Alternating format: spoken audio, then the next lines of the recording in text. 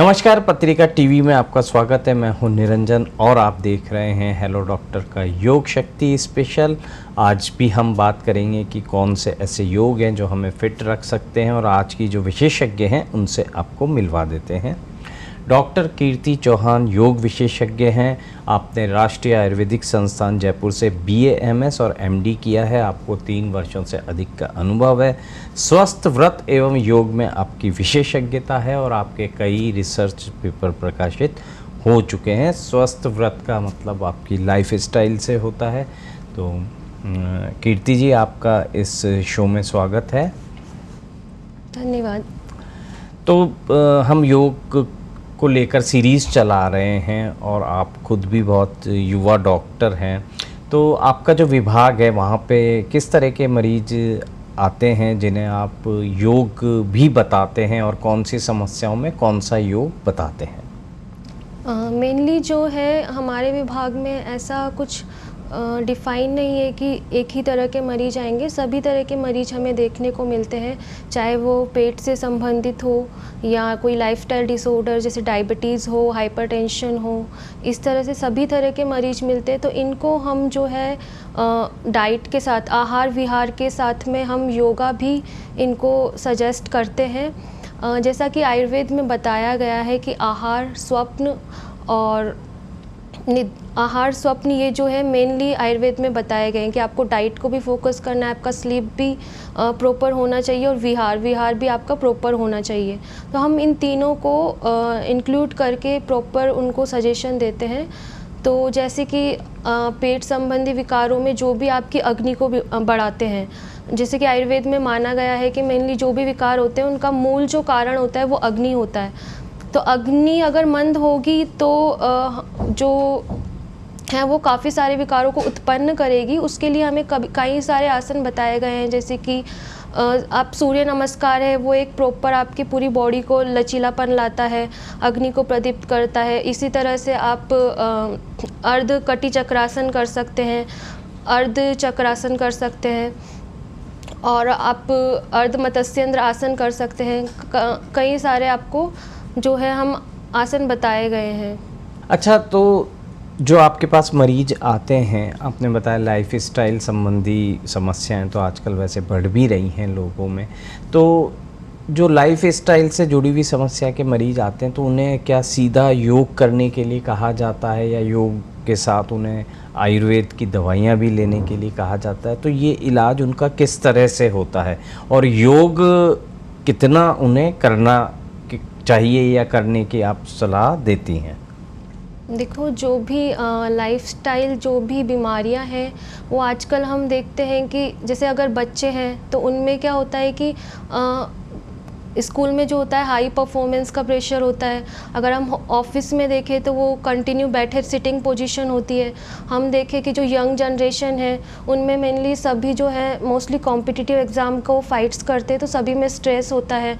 तो ऐसी कंडीशन में अगर पेशेंट आता है तो हम अगर सिर्फ वो इन्हीं परेशानियों के साथ आता है तो हम उनको योग बता सकते हैं। उसके साथ में उसे कोई अदर बीमारी भी है तो हम उसे दवा भी देते हैं साथ में।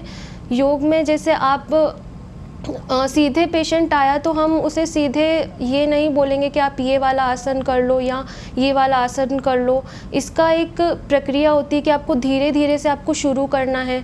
फ़र्स्ट टाइम पे आपको बहुत ज़्यादा एक्सर्शन नहीं करना है।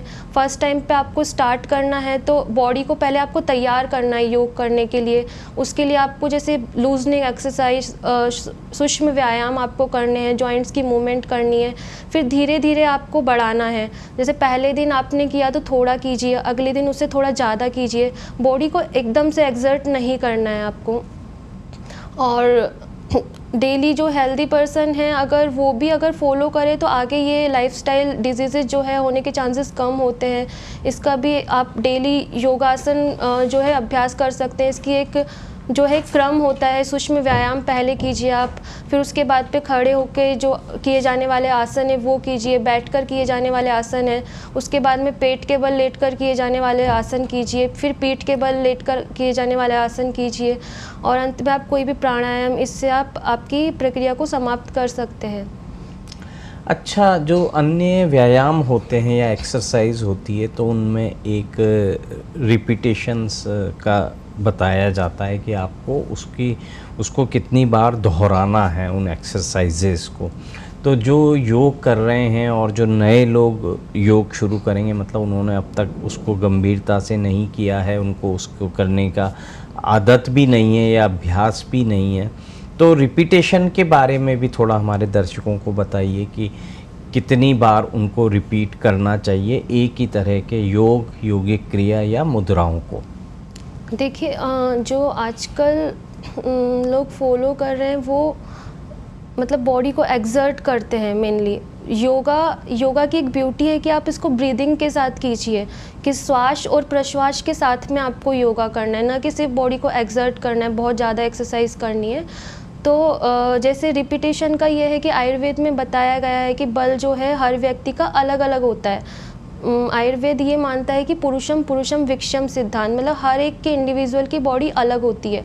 तो किसी का बल कम होता है, किसी का मध्यम होता है, किसी का ज़्यादा होता है, तो वो उस अकॉर्डिंग अपना योगा करें। तो और योगा में मेनली ये है कि आप पहले दिन करते हैं तो थोड़ा जितना आपसे होता है उतना कीजिए। ऐसा नहीं है कि हमें पसीना ही लाना है पूरी तरह से योगा करके, अगले दिन उससे थोड़ा ज़्यादा कीजिए। आप इस तरह धीरे धीरे बढ़ाइए, जितना आपसे हो सकता है क्षमता अनुसार उतना करना है, बस बॉडी को एक्सर्ट नहीं करना है। और इसमें मेनली ब्रीदिंग का ध्यान रखना है। जैसे कोई भी आप आसन या कोई भी कुछ भी करते हैं, आप आगे की ओर झुकते हैं, ज़मीन की ओर जाते हैं, तो आपको सांस को छोड़ना है। और कोई भी आपकी मूवमेंट बॉडी के ज़मीन से ऊपर की ओर होती है तो आपको श्वास को लेना है। तो इससे क्या होता है, ईजी हो जाता है आपको, वो कोई भी आसन या कोई भी आप प्रक्रिया करते तो वो ईजी हो जाती है करने में। अच्छा, इन दिनों सोशल मीडिया पे भी योग के जो वीडियो हैं वो काफ़ी आते हैं, कुछ उसमें एक्सपर्ट होते हैं वो शेयर करते हैं और कुछ ऐसे लोग होते हैं जिन्होंने खुद आजमाया, उनको फ़ायदा हुआ तो वो भी अपने आप को योग विशेषज्ञ बताते हुए दे रहे हैं। सोशल मीडिया पे भी यही चल रहा है। तो यदि मैं कोई वीडियो देख रहा हूँ योग का और मुझे लग रहा है कि ये अच्छा है, इसको फ़ायदा हुआ है तो मुझे भी होगा, मान लीजिए मैं उसे कॉपी कर रहा हूँ, तो क्या इससे मुझे नुकसान होगा? आप जैसे कोई भी वीडियो देखते हैं तो आप उसे कीजिए, लेकिन उसका एक प्रॉपर तरीका होता है। अगर आप करते हैं तो वही जैसे बोला गया है, श्वास और प्रश्वास के साथ में आपको वो प्रक्रिया करनी है। लेकिन जैसे सोशल मीडियाज़ में काफ़ी सारे जैसे हाइपरटेंशन के मरीज़ हैं तो उनको भी वो लोग कपालभाति मतलब ऐसे मना नहीं करते हैं कि जबकि हाइपरटेंशन में कपालभाति नहीं करना होता है, या कोई भी इन्वर्टेड पोज है वो नहीं करने होते हैं। या जैसे बच्चे होते हैं तो उनमें हम बोन क्या है, स्टार्टिंग में ऑसिफिकेशन हो रहा होता है, तो उस वक्त हमें ध्यान देना होता है कि उनमें कोई इस तरह की मूवमेंट ना हो जो जॉइंट को डिस्ट्रक्ट कर दे। या फिर ओल्ड एज में जो होता है उनमें भी जो जॉइंट्स जो होते हैं वो या फिर हड्डियाँ जो है कमज़ोर होती है, तो इनमें मेनली ध्यान रखना होता है। या जैसे कि प्रेग्नेंट लेडी होती है या कोई भी सर्जिकल कंडीशन होती है तो उसमें भी हमें योग विशेषज्ञ के निर्देश में ही योग करना चाहिए। अच्छा, सोशल मीडिया पे इस तरह के वीडियो खूब देखने में आते हैं और उनके व्यूज़ भी बहुत बड़ी संख्या में होते हैं कि जिसमें कहते हैं कि शीर्षासन कीजिए आप, तो इससे आपके बाल झड़ने की समस्या है वो उसमें आपको फ़ायदा होगा या बाल झड़ना रुक जाएंगे। आँखों का चश्मा हटाना है तो उसके लिए भी कई तरह के योग या योगिक क्रियाएं, कुछ त्राटक हैं उनके बारे में भी बताया जाता है और दावे भी होते हैं। तो हमारे जो दर्शक हैं या जो युवा होते हैं उन्हें बताइए, क्योंकि वो इन सबको बहुत गंभीरता से ले लेते हैं और वो इसकी नकल भी शुरू कर देते हैं। तो यदि मेरे को बालों के लिए, आँखों से चश्मा हटाने के लिए इस तरह के चीज़ों में योग करना है तो क्या ऐसे कोई आसन होते हैं वाकई में जो ये चीज़ें ठीक कर दें? देखिए, जो बाल झड़ते हैं उनका मेनली रीज़न हो सकता है कि आपका आहार, आप जो संतुलित आहार नहीं ले रहे हैं, आहार में कुछ कमी है, या फिर हीमोग्लोबिन की कमी है, एनीमिया हो, या फिर आप जो हाई TDS वाटर है उससे आप बालों को धो रहे हैं, या फिर कोई भी केमिकल वाला शैम्पू आप यूज़ कर रहे हैं, आपकी स्किन सेंसिटिव है। तो काफ़ी सारे रीज़न हो सकते हैं। स्ट्रेस भी एक मेन रीज़न होता है। तो इन सब बालों का जो झड़ने की प्रॉब्लम होती है उन सभी में आप वो आसन कर सकते हैं जिनमें आपके मस्तिष्क की तरफ रक्त का संचार बढ़े। जैसे कि आप सर्वांग आसन का अभ्यास कर सकते हैं, शीर्षासन का आप अभ्यास कर सकते हैं, पर्वत आसन का आप अभ्यास कर सकते हैं, या फिर जो जाठराग्नि को बढ़ाए, क्योंकि अग्नि बढ़ने से जो है मेटाबॉलिज्म बढ़ता है और हार्मोनल इम्बैलेंस में भी बाल झड़ते हैं, तो वो भी एक मेन रीज़न होता है। आजकल अगर जो चश्मे से रिलेटेड अगर जो दिक्कत है, तो हम ये देख सकते हैं कि अगर ये जैसे कि कंप्यूटर विज़न सिंड्रोम है, या फिर आजकल हम देखते हैं कि बहुत ज़्यादा वर्क ऐसा है कि उसमें आपको मोस्टली स्क्रीन पे ही काम करना पड़ता है, या फिर हम बहुत ज़्यादा मोबाइल यूज़ करते हैं, स्क्रीन का बहुत ज़्यादा यूज़ करते हैं। तो इस वजह से अगर आपको जैसे आँखों में भारीपन है, बहुत ज़्यादा आँखों से पानी आता है और रेडनेस रहती है, तो इसमें हम नेत्र के लिए जो योग करते हैं वो फ़ायदा देता है। और जैसे हम बच्चों में अगर हम पहले से इस तरह से करवाएं, नेत्रों के जो व्यायाम हैं हम वो बच्चों में पहले से करवाएं, तो भविष्य में उनको जो है चश्मा लगने के चांसेस कम होते हैं, या नंबर जो है वो कम होने के चांसेस कम होते हैं। तो इसमें हम एक तो त्राटक है, त्राटक हम करवा सकते हैं। त्राटक में आप सामने एक हाथ के बराबर दूरी पे कोई भी पॉइंट या फिर किसी भी बिंदु पर फोकस कर लीजिए और कंटिन्यू आपको उस पर फोकस करना है जब तक कि आँखों से आंसू जो है ना आने लगे, इस तरह से करना है। और आप नेत्र के जो व्यायाम है इसमें आप वही सामने हैंड को रखेंगे और जो है थंब पे फोकस करेंगे। अब जहाँ जहाँ आपका जो है जहाँ जहाँ मूव करेंगे, चाहे राइट लेफ़्ट अप और डाउन, तो आपको अपनी दृष्टि को उसी के अकॉर्डिंग जो है मूव करना है। और अगर चश्मा जो है ओल्ड एज की वजह से है या फिर आपको कोई सर्जिकल प्रॉब्लम है, तो फिर उसमें आप नेत्र रोग विशेषज्ञ से परामर्श लें। बिल्कुल, यदि कोई ऐसी समस्या है कि नंबर आपका बार बार बढ़ रहा है और काफ़ी ज़्यादा नंबर है, तो उसके बारे में तो आपको विशेषज्ञ से सलाह लेनी चाहिए। योग हो सकता है कि एकदम से आपको वो आराम या राहत ना दे पाए और आप कहें कि योग करने का कोई फ़ायदा ही नहीं। अच्छा, इससे एक सवाल ये भी आता है कि जब हम लाइफ स्टाइल वाली चीज़ों में योग करते हैं, तो इनका असर हमको कब से महसूस होने लगेगा? मतलब कोई जैसे आँख की समस्या है या बालों की समस्या है, तो केवल योग करने से तो असर होगा नहीं, उसको साथ में कुछ आयुर्वेदिक औषधियाँ भी हो सकता है लेनी पड़ती हों, तो इसके बारे में थोड़ा बताइए। देखिए सर, जो अगर हमें कोई भी प्रॉब्लम होती है तो हम सिर्फ ये नहीं कहेंगे कि सिर्फ हमारे वो खाने से हो रही है या हमारे रहन सहन के ढंग से हो रही है, तो हमें उसके लिए एक प्रॉपर ओवरऑल आप पैकेज मान सकते हैं, वो हमें फ़ॉलो करना पड़ता है। जैसे डाइट आप प्रॉपर फॉलो कीजिए, जैसे हेयर फॉल है तो आप हाई प्रोटीन लीजिए, सॉल्ट जो है कम रखिए डाइट के अंदर। उसके अलावा जो है अगर जैसे मोटापे जैसी समस्या है तो फाइब्रस डाइट ज़्यादा लीजिए, और जो मोटा अनाज होता है उसका जो ग्लाइसेमिक इंडेक्स होता है वो कम होता है, वो आप लीजिए। इस तरह से आप आहार को फॉलो कीजिए, योग को फॉलो कीजिए। इन सभी को करने से आपको, जब आप कंटिन्यू में ये करेंगे तो धीरे धीरे जब करेंगे आपको इसका फ़ायदा मिलेगा। अच्छा, मोटापे की हम बात कर ही रहे थे, तो मोटापा जैसे बच्चे हैं और युवा हैं, उन्हें यदि मोटापे की समस्या है तो कौन से योगासनों से उन्हें शुरुआत करनी चाहिए? देखो, अगर मोटापे की दिक्कत है तो ऐसा नहीं है कि वही जैसे मैंने पहले बताया था कि हम एकदम से उन्हें कोई व्यायाम या कोई योग करवा दे। उसके लिए हमें धीरे धीरे उन्हें शुरू करना पड़ेगा, और ऐसा नहीं है कि उनको पसीने लाने तक हमें व्यायाम करवाना है। तो इसमें हम मेनली सूर्य नमस्कार उन्हें करवा सकते हैं, पाद हस्तासन करवा सकते हैं, पश्चिम उत्तान आसन हम उन्हें करवा सकते हैं, और जो हम अर्धकटी चक्रासन, अर्ध चक्रासन और पवन मुक्तासन, इस तरह के व्यायाम उनको हम करवा सकते हैं। और तो इससे हमें मोटापे में जो है काफ़ी फ़ायदा मिलता है। अच्छा, जो लोग मोटापे के लिए योग कर रहे हैं, तो क्या उन्हें दिन भर में एक समय ही योग करने से फ़ायदा मिलने लगेगा या उन्हें सुबह शाम दोनों टाइम योग करना होगा? देखिए, योग करने से आप कर सकते हैं, सुबह भी कर सकते हैं, शाम को भी कर सकते हैं। वो डिपेंड करता है कि आपका शरीर आपको कितना अनुमति देता है वो करने का। तो उसके अकॉर्डिंग आप कीजिए। और जैसे आप आजकल काफ़ी ऑफिस योगा भी चला है, तो ऑफिस में है, लंच के टाइम पे है, तो खाना खाने के 2 घंटे बाद ही योग करना है। और अगर आप योग कर रहे हैं तो किसी तरह का कोई वेग, जैसे कि भूख प्यास, इस तरह का वेग नहीं होना चाहिए। और जो है मलमूत्र का त्याग करके ही आपको योग का आरंभ करना चाहिए। और अगर आपका शरीर आपको अनुमति देता है तो आप कर सकते हैं। अच्छा, आपने वैसे तो बताया है कि आपको अपनी क्षमता के अनुसार ही योग करना चाहिए और योग करने से आपके शरीर को राहत भी मिलेगी, आप रिलैक्स भी फील करेंगे। तो इसके बाद यदि मुझे नींद आती है तो क्या मैं थोड़ी देर बाद सो सकता हूँ? ऐसा तो नहीं है कि योग करने के बाद नींद लेने की मनाही हो?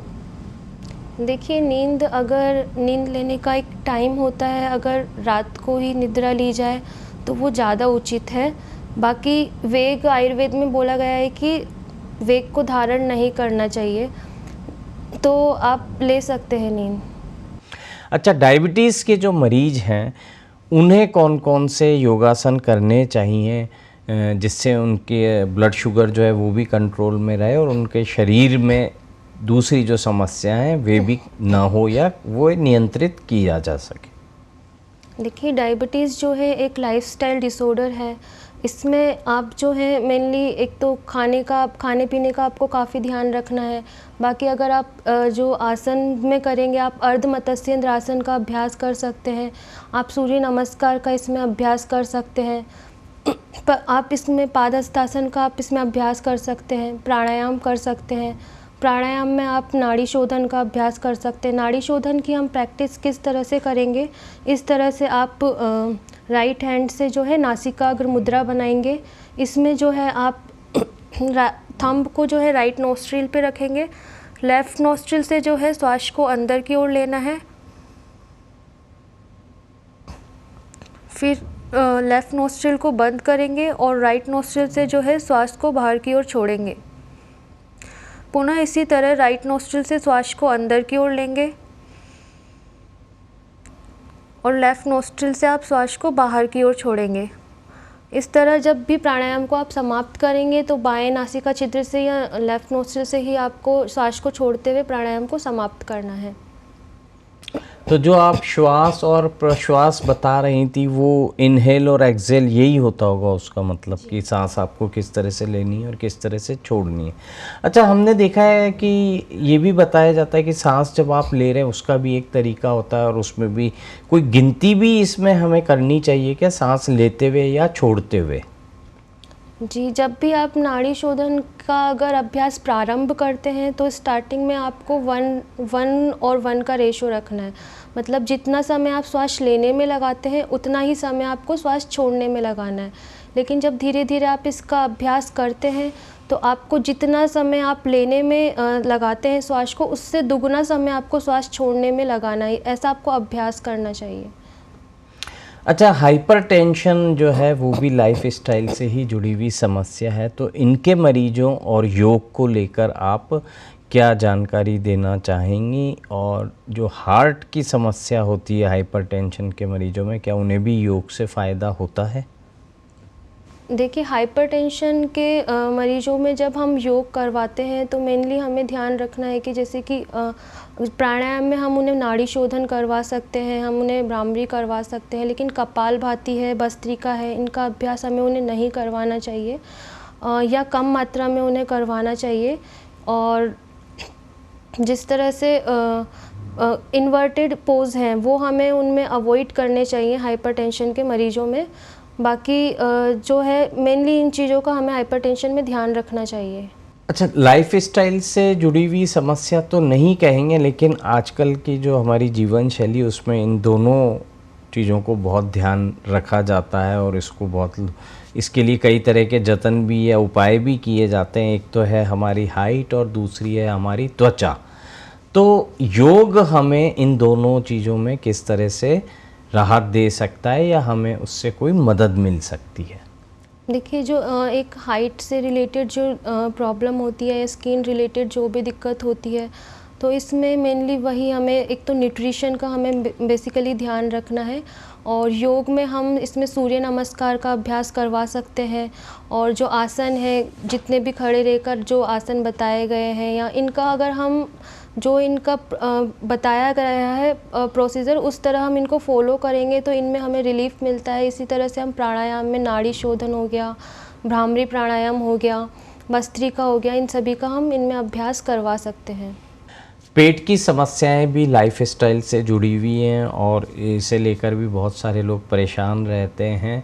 तो जो पाचन तंत्र की दिक्कत है उसे हम योग की मदद से कैसे दुरुस्त कर सकते हैं, और इसके साथ आप खान पान संबंधी जो सावधानियां हैं उनके बारे में भी बता सकती हैं, खास करके पेट के मरीजों के। देखिए, जो भी पेट के मरीज होते हैं उनमें खान पान की वजह से मेनली हम देखते हैं कि जो खान पान है वो ठीक नहीं है, उस वजह से वो दिक्कत होती है।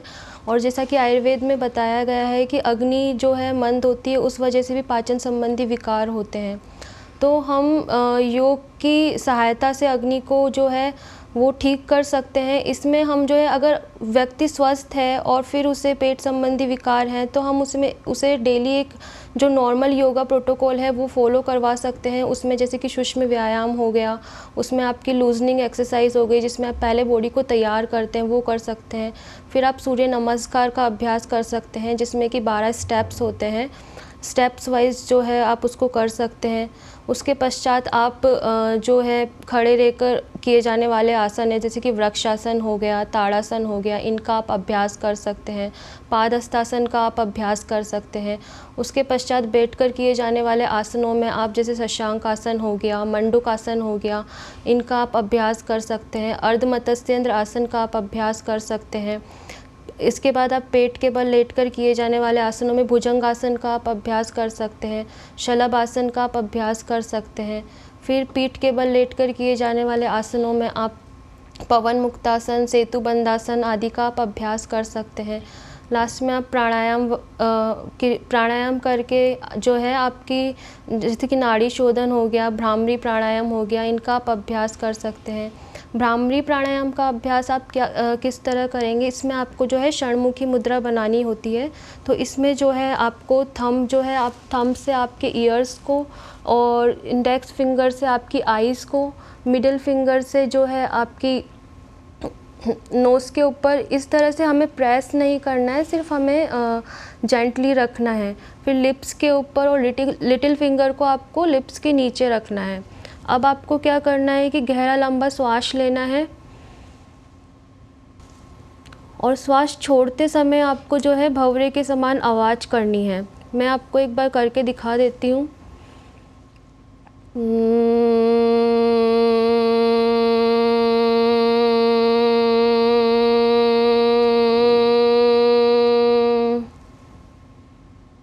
इस तरह से आपको इसका प्राणायाम का अभ्यास करना है। बाकी आप कपालभाति कर सकते हैं, भस्त्रिका प्राणायाम कर सकते हैं, उज्जयी प्राणायाम का अभ्यास भी आप कर सकते हैं।